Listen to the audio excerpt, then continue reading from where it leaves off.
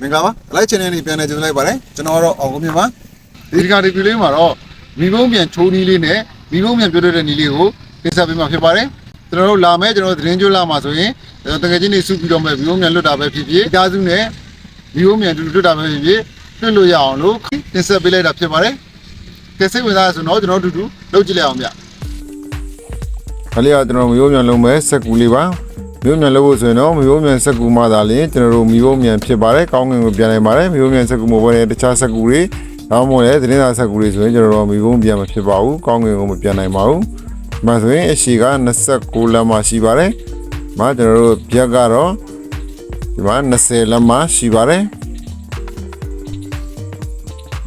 အရင်ဆုံးမျိုးမြန်လို့ဖို့အတွက်မျိုးမြန်စက်ကူ4ရွက်ယူမှာဖြစ်ပါတယ်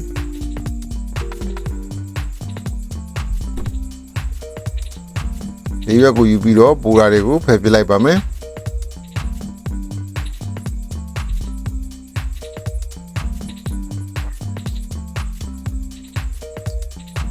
အရှိလိုက်ခါနေပြီးတော့ခေါက်ချိုးတစ်ချက်ချူပါမယ်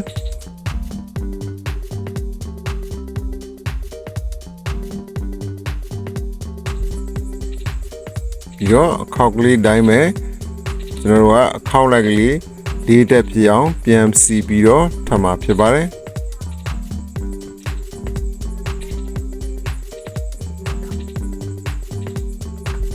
ဆိုရင်နှစ်ထပ်ရပါပြီဆိုရင်3တက်ပါဆိုရင်တော့4တက်ရပါပြီဒါလေးတွေကိုငြိမ်တော့အောင်ကလစ်နဲ့ညှပ်ပါမယ်ကလစ်ညှပ်လို့ငြိမ်သွားပြီဆိုတော့ကျွန်မအရှိလိုက်တိုင်းတစ်ခေါက်ခောက်ပါမယ်ဒါကတော့ကျွန်တော်တို့ကအရာထင်အောင်လုပ်တာဖြစ်တဲ့အတွက်ကြောင့်မလို့အရာထင်ုံပဲခောက်ပါမယ်ပြီးတော့ထိပ်ဝရဲ့ခလဲဖြတ်ပြီးတော့မာကာတစ်ချက်မှတ်ပါမယ်ခါရဲ့တဝက်ကိုကျွန်တော်တို့မာကာတစ်ခုထပ်မှတ်ပါမယ်ဒါကအပေါ်ပိုင်းမှာအောက်ပိုင်းမှာဆိုရင်တဝက်ရဲ့တဝက်ကိုထပ်ပြီးတော့မာကာမှတ်ပါမယ်ဒီဘက်လုံးစာအရှိရဲ့ခါတစ်ဝက်ကိုလည်းမာကာမှတ်ပါမယ်အဲ့ဒီမာကာစုံမကလေးတွေကိုကျွန်တော်တို့ကကကြီးနဲ့ဖြတ်ထုတ်ပြမှာဖြစ်ပါတယ်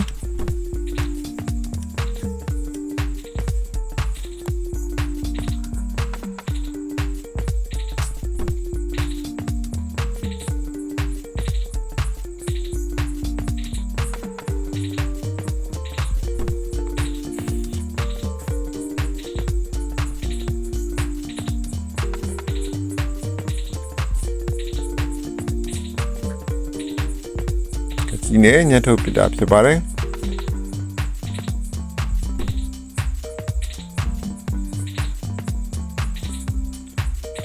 ဒီအထက်လိုက်အလွာလေးတွေကိုကျွန်တော်တို့ကကောက်ကပ်ပါမယ်တရွက်ကိုခြံပြီးတော့မှပ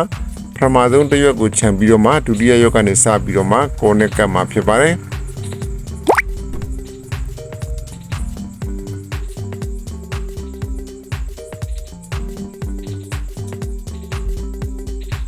ပြီးတော့နောက်တစ်ရွက်ထပ်ချပါမယ်ထပ်ချပြီးတော့အဲ့မှာကိုနဲ့ကတ်မှာဖြစ်ပါတယ်ကိုကတ်ထားပြီးတော့ဟာကိုအပေါ်နဲ့ထပ်ပြီးတော့ကတ်မှာမဟုတ်ပါဘူးကိုကတ်ပြီးတော့ရင်နောက်တစ်ရွက်ထပ်ထုတ်နောက်အဲ့တစ်ရွက်ပုံမှာထပ်ပြီးတော့ကိုနဲ့ကတ်မှာဖြစ်ပါတယ်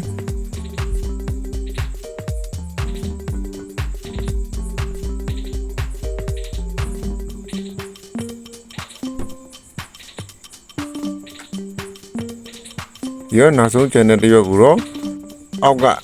အရွယ်နဲ့လှမ်းပြီးတော့ကိုကတ်မှာဖြစ်ပါတယ်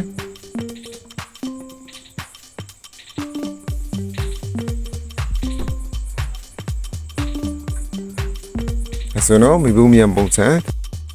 ပက်လက်ကပ်ပြီးသားရပါပြီအဲဆိုရင်ဟိုဘက်2ရွက်ဒီဘက်2ရွက်ခလဲကိုခွဲထားလိုက်ပါမယ်အဲဆိုရင်မိဘမြန်ပုံစံချိုးတာဖြစ်ပါတယ်ထိပ်ဝရဲ့တဝက်ကိုယူပြီးတော့မှအောက်မှာကျွန်တော်တို့မာကာတစ်ချက်ပေးပြီးတော့ခေါက်မှာဖြစ်ပါတယ်ဒီနေရာလေးပါအဲဒီကိုတစ်ချက်ခေါက်ပါမယ်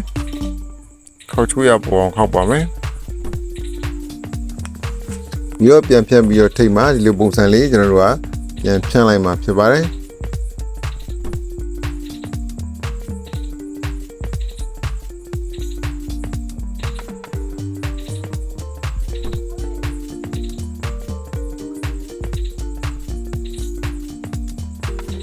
လေပုံစံရပြီဆိုရင်တော့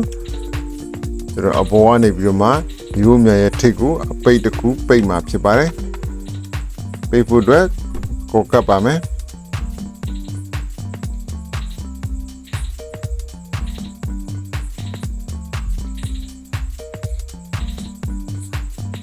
အဲဆိုရင်မျိုးမြန်ရဲ့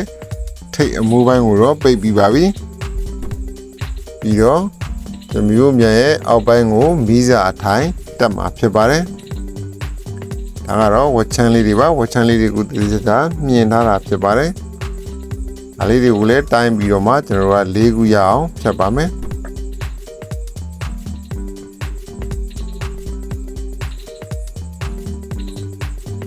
မျိုးမြန်က၄တောင်ပုံစံလေးလုံးမှာဖြစ်တဲ့အတွက်ကြောင့်မို့လို့၄ခုကိုအဖြောင်းတိုင်းကျွန်တော်တို့ကဖြတ်တာဖြစ်ပါတယ်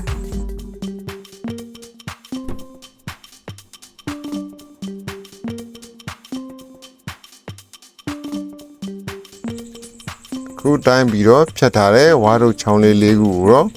ကျွန်တော်ကစက်ကူတိတ်နဲ့၄တောင်ကြအောင်ကတ်မှာဖြစ်ပါတယ်ဒီလို၄တောင်ပုံစံတိုင်းဖြစ်သွားအောင်စက်ကူတိတ်နဲ့ကျွန်တော်တို့ကကတ်မှာပါ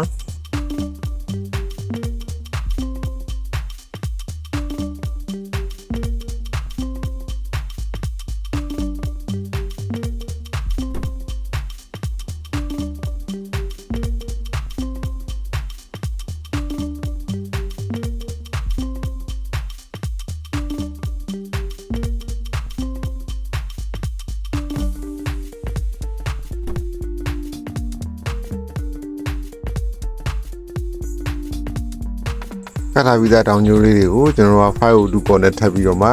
တောင်းသွားအောင်ကတ်တာဖြစ်ပါတယ်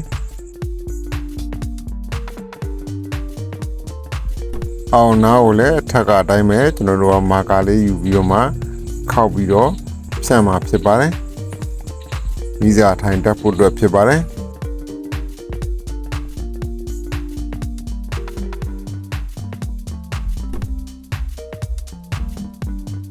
ဒီနေရာမှာတော့ကျွန်တော်စက်ကူနဲ့ဘောကနေပိတ်မှမဟုတ်တော့ဘဲနဲ့မီးစာထိုင်ခွင်းလေးကိုကတ်လိုက်မှာဖြစ်ပါတယ်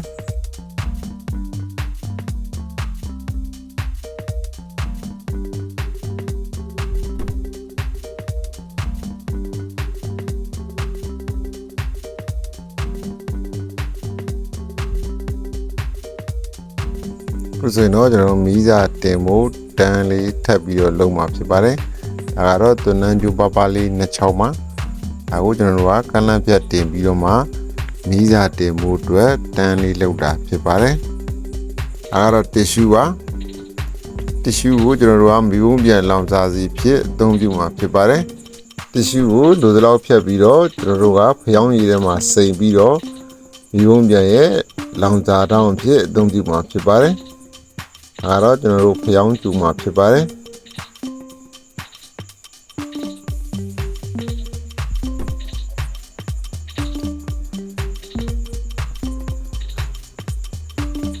ရောင်းရည်လိုတော့ရပြီဆိုရင်တော့ဆိုတော့ကခောက်ထားတယ်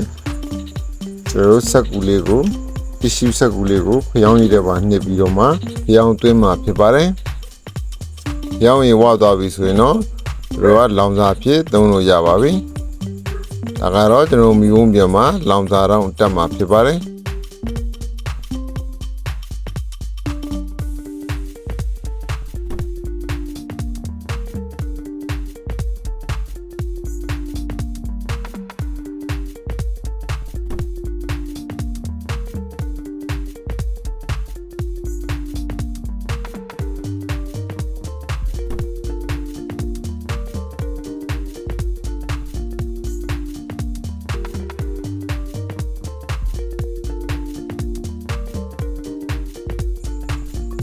ဆိုရင်တော့မျိုးမြန်လွတ်ဖို့အတွက်အစင်းသင့်ဖြစ်ပါပြီဒီဗီဒီယိုမှာတော့ချိန်နေရမျိုးမြန်လွတ်တင်မပြတော့ပါဘူးဒီဗီဒီယိုလေးကိုကြည့်ပြီးတော့ချိန်နဲ့နှစ်သက်ကြလိမ့်မယ်လို့ထင်ပါတယ်တကယ်လို့နှစ်သက်ခဲ့တယ်ဆိုတော့ like လေးပေးခဲ့ပါဦးဗျတကယ်လို့နှစ်သက်ခဲ့ဘူးဆိုရင်တော့ unlike လေးပေးခဲ့ဖို့မမေ့ပါနဲ့နော်အားလုံးကိုဒီဝဲကျေးဇူးတင်ပါတယ်နောက်လာမယ့်ဗီဒီယိုမှာပြန်တွေ့ကြမှာဗျ